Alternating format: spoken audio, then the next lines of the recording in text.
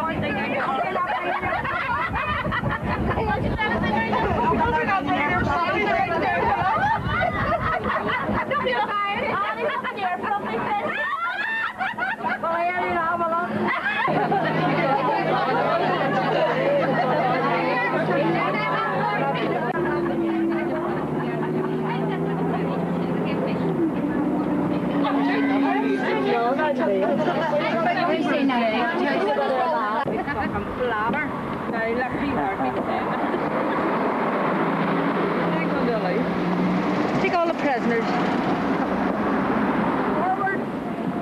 Onward, Christian.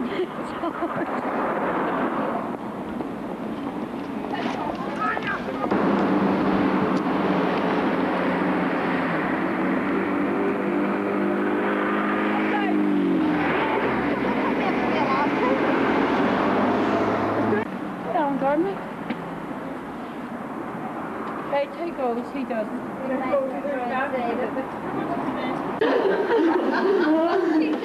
She got the car. Read this, read mommy, read this. Children to be come on, mommy.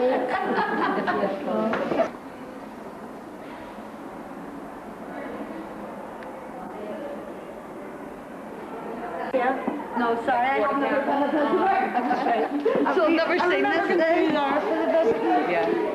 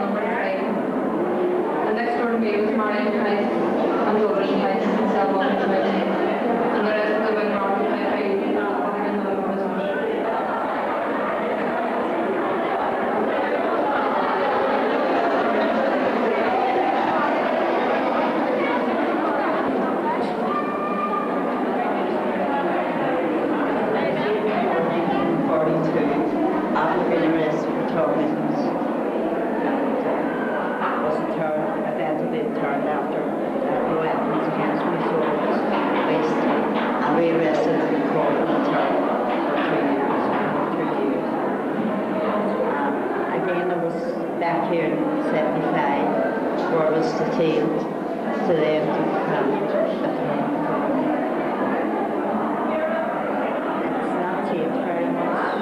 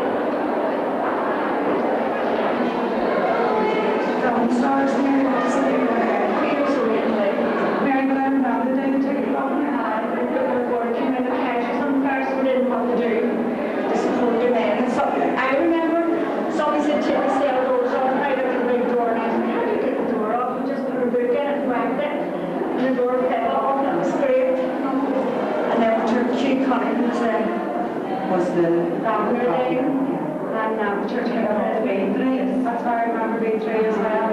And I had wrapped in the sail up in. Do you remember going down that night? But the space I put in ourselves and wrapped everything and wrapped all around. And had all our underwear and all stuff up the walls for teaching some. Everything. And I got this roll nearly finished. Oh, it took me months to the 3 black doesn't back and all on the road. And I remember Tish on sitting around the back of the guitar. Yeah, that's what I'm going to go in the guitar. Sad times, but it was glad times too.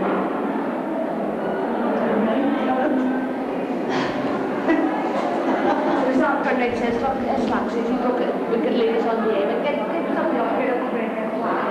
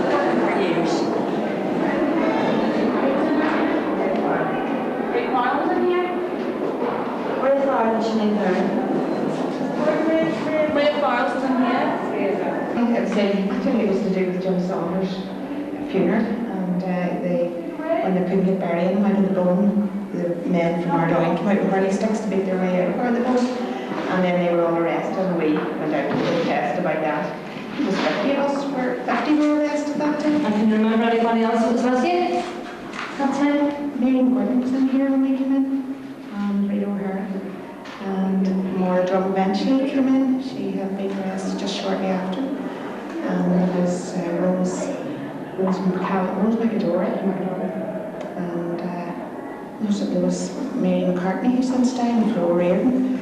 There was some girls from White Rock. There was Marie Fitzgerald.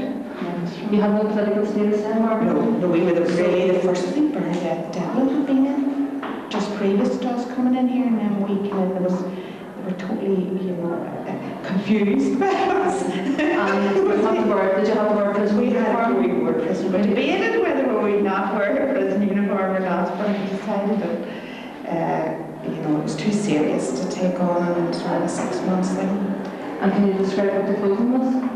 With a wee spotty short-hailed blouse. and Margaret, what year were you arrested? we were actually released the month before internment. That was July 71. Yes, we were released then. And what were the prison conditions like then? Did you have to do prison work? We did prison work, but it was mostly cleaning because there wasn't cleaning our own cells and cleaning just the wing, because there wasn't really any work, So there was stitching, we did stitching at one stage. You cast yourself as Republican prisoners? No doubt, yes, definitely did. Though we didn't know anything about how the prison regime ran or anything. So they said black, we said white, but we didn't cooperate at all. Did all our own things, of course, but we didn't cooperate.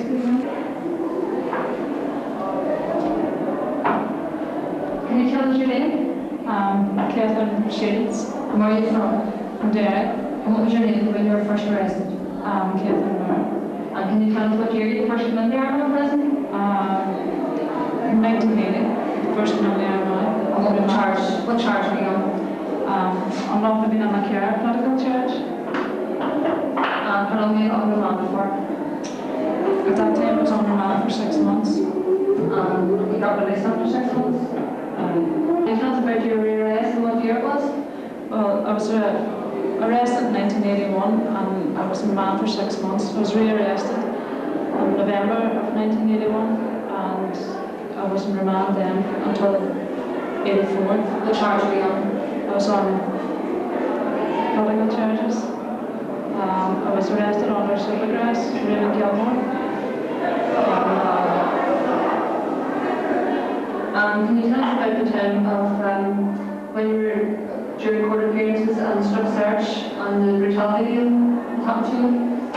Right, there was a new governor introduced in Armagh prison and he did his best to make things hard for remand prisoners and he introduced a lot of cruel measures and one of them was struck searching. And one of them was struck searching. And what happened? On our way out the remand hearings every week, prisoners were forcibly struck searched on their way to the court and their way back again. You refused to take off your clothes? We refused to take off our clothes, yes. We were held down and beaten and abused and struck with up to 16 prison warders. And this happened to each person individually? Right. Can you tell us about one particular instance where I recall that you were very badly beaten? On one particular incident, which I think to me was the most frightening, was the fact that I was knocked unconscious with screws and had a towel wrapped around my head while one who was well up in martial arts strangled me and knocked me out. And when I woke up on the floor with a medical officer, she was called, screw me a white coat and attend me, and then when the minute I woke up, the rest of the screws grabbed me and forcibly struck me. Did you get any other medical attention from any doctors? Any other doctors brought inside? No, they wouldn't have any doctors, and the solicitor intervened in it and nothing could really be done about it. I had lots of cuts and bruises, swelling to the face and marks in my neck. Okay, and what year were you finally released? I was released in December '84 when the Supergrass trial collapsed. And you walked free? And I walked free.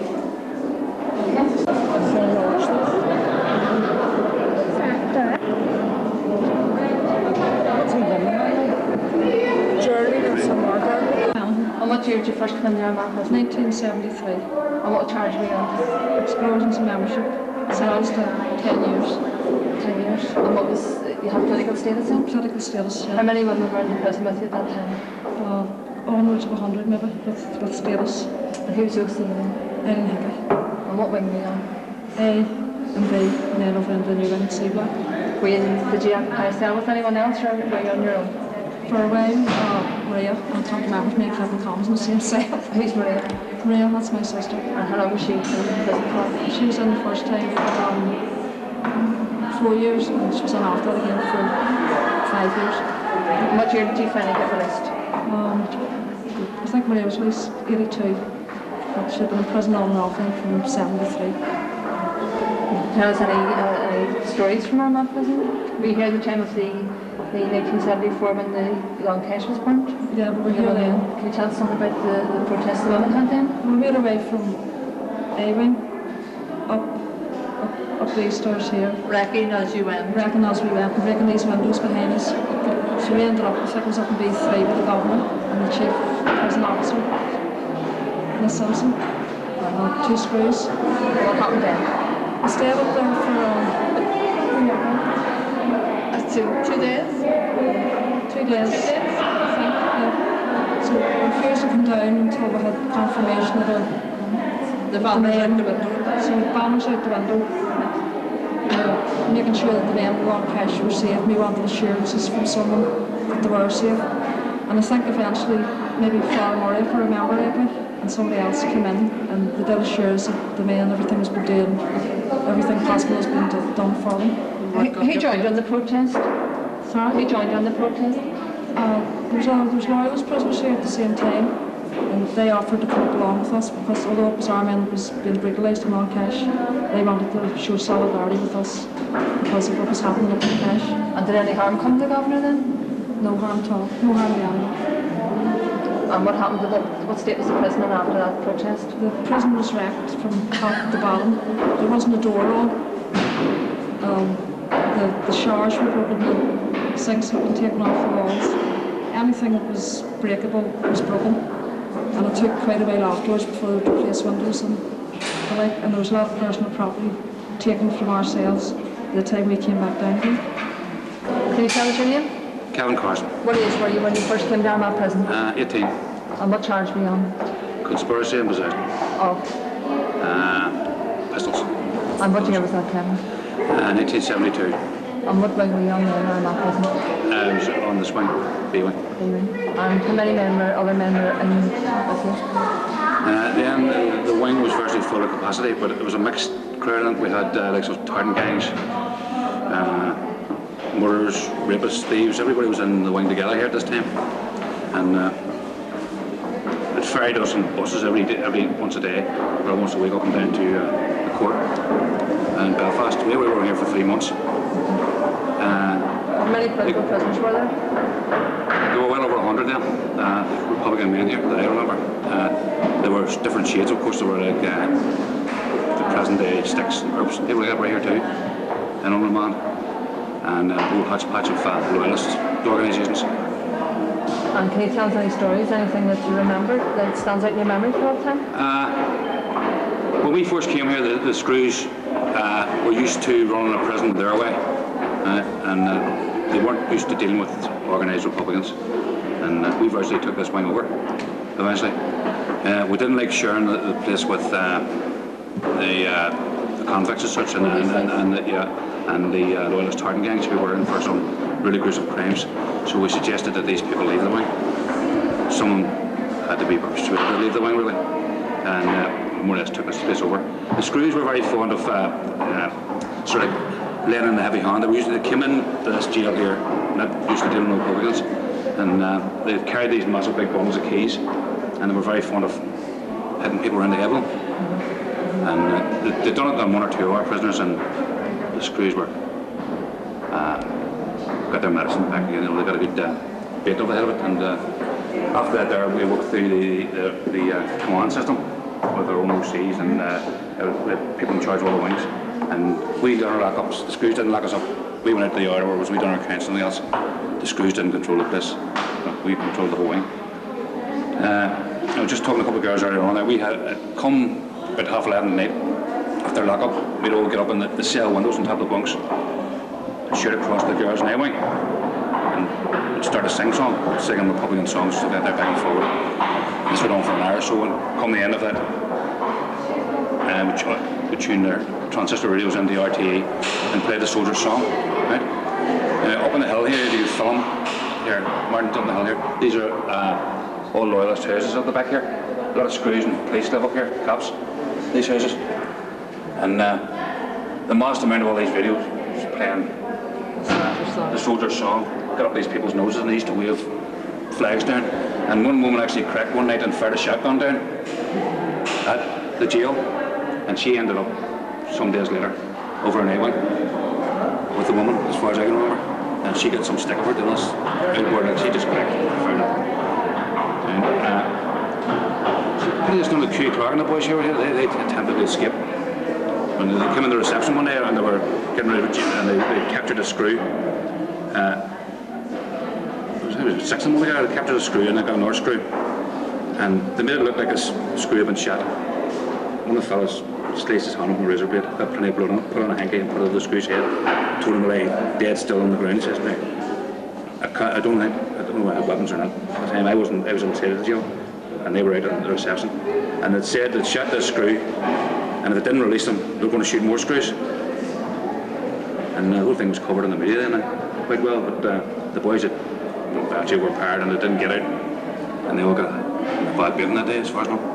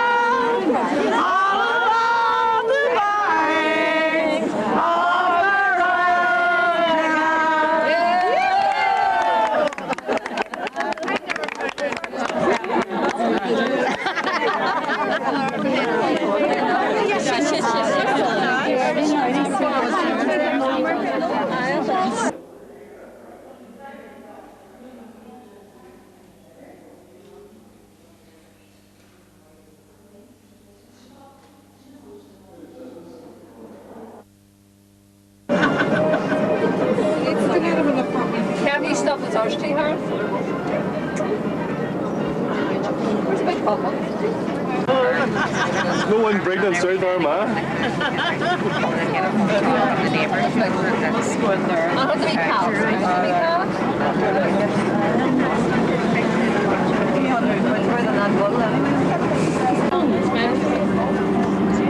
Watch your movies.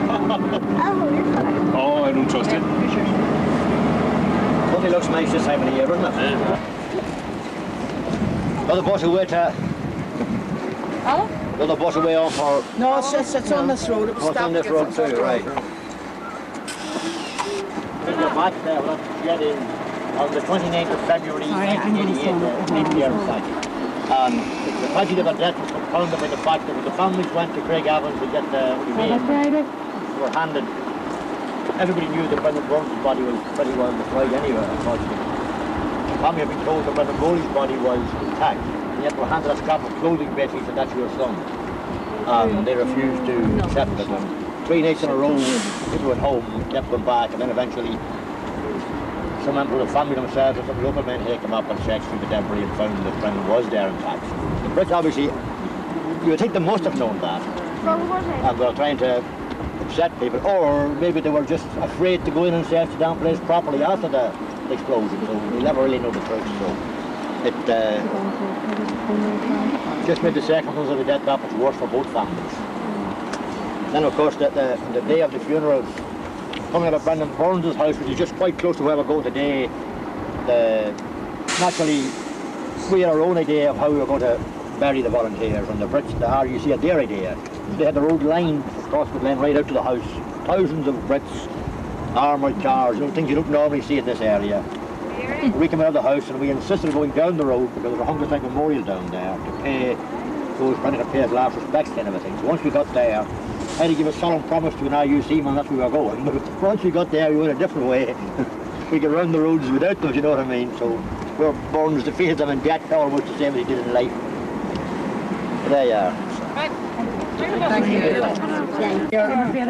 Last year, Mr. William, Reverend Mervyn Kingston is the director here on a fairly wide area. Not only that, he's done a lot of work renovating this place and trying to get a scheme going out on what's known as the lawns here, the ground behind, trying to get to attract visitors and attract visitors to the area and make some use of it. Stop talking to 2 buses.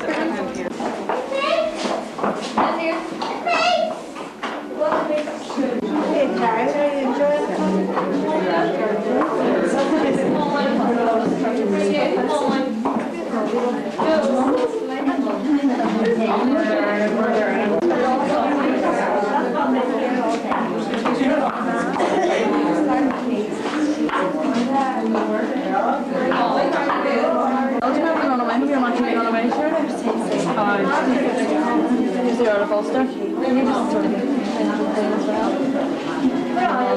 He ran away.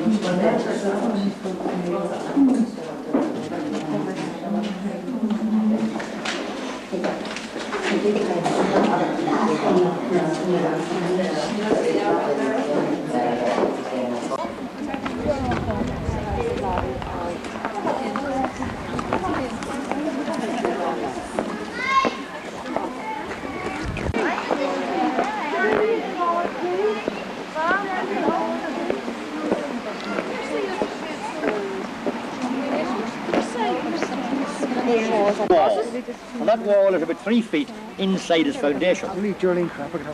So, it's just been stolen over the years, taken away to build barns and things, but there are 2 stories about that thing. The first story is that there was a landlord who was a bad bastard, excuse the language, an evil so-and-so.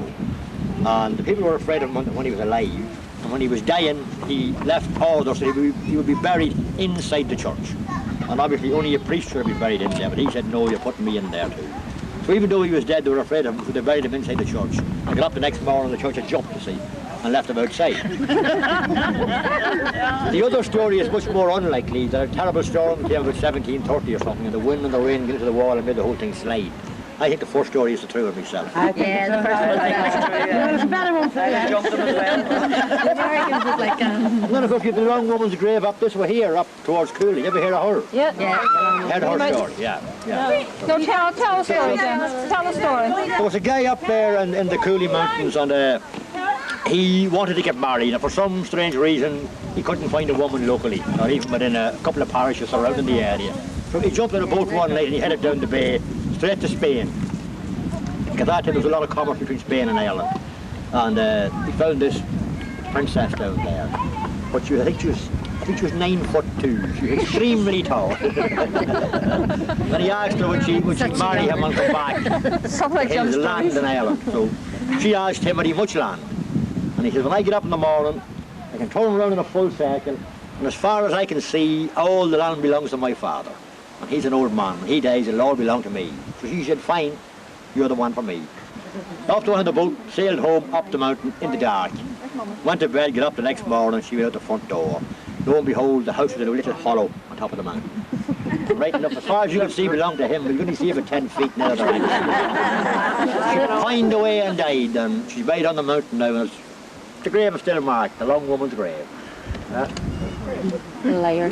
I'm not here. 10 miles. I told you. Okay, Mr. Kingston there, you got some of the literature, I'm sure, which contains the bones of the O'Neill clan who ruled this area.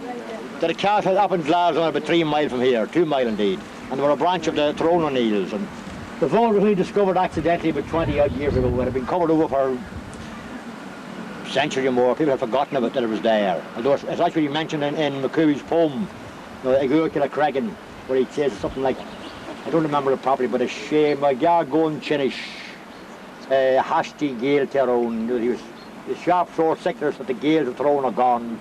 I mean, what to say, and they were lying here sadly in a slab beside me, where he was laying having his dream. His stone, or his reputed stone, is down here a little bit further on. See how the big boss on it?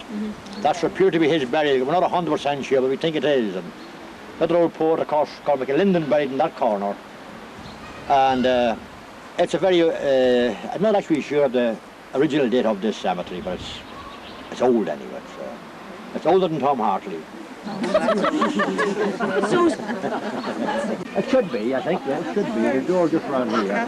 There's a beautiful walk across the river down here, this way too. Just water.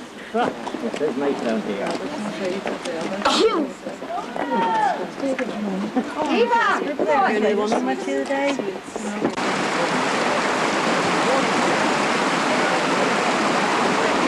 You're buying See, they are looking down the Ardoyne bus. Drink cool on it.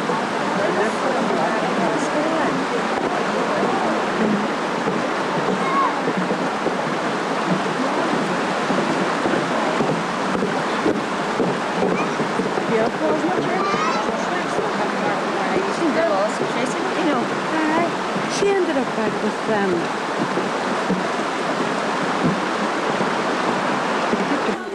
Well, I don't know. It's whatever these women are doing how long they want to stay or where they want to go. Yeah, this all belonged to the Church of Ireland. It all be seeds, of course, of the local people who owned it before that. This would take you originally anywhere to where the minister lived, to his manse. Then he had big stables up in the Sepulchre. I haven't been over here and I was a child myself. He had big stables, Sepulchre and all that. But they're in the process of developing it for a kind of a tourist area. A few weeks out, taking shanties and that type of thing. Because you're actually very thankful here. I know she can stick their own one.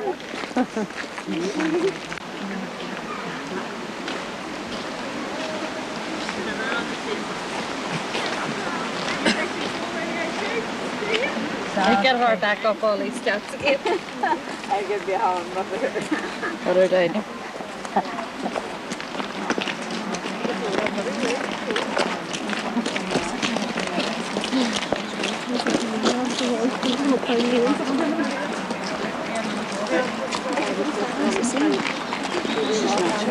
It's just a line, you know. What she's doing for all in there? Cheers, cheers. They make a nice one for me.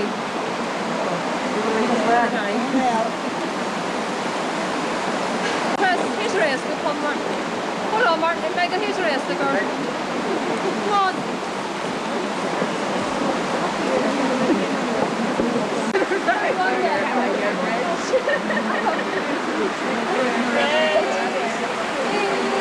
All she wants to do is get on board with it all day.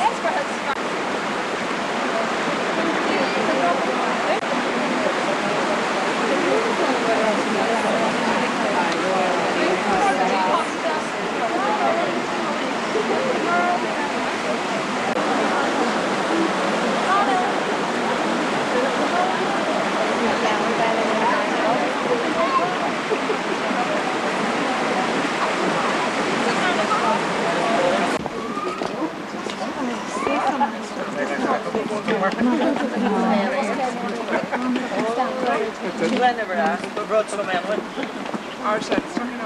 Everybody's taking us somewhere to see something. He said, bring your like me to take a photo of me pushing her off.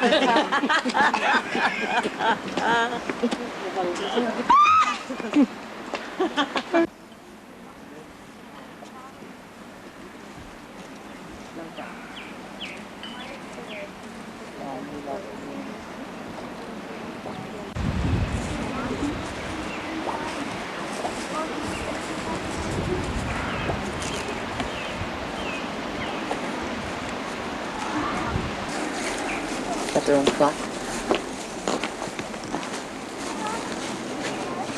Where's your man up there when I do that with Irish, yeah? For the years, is it?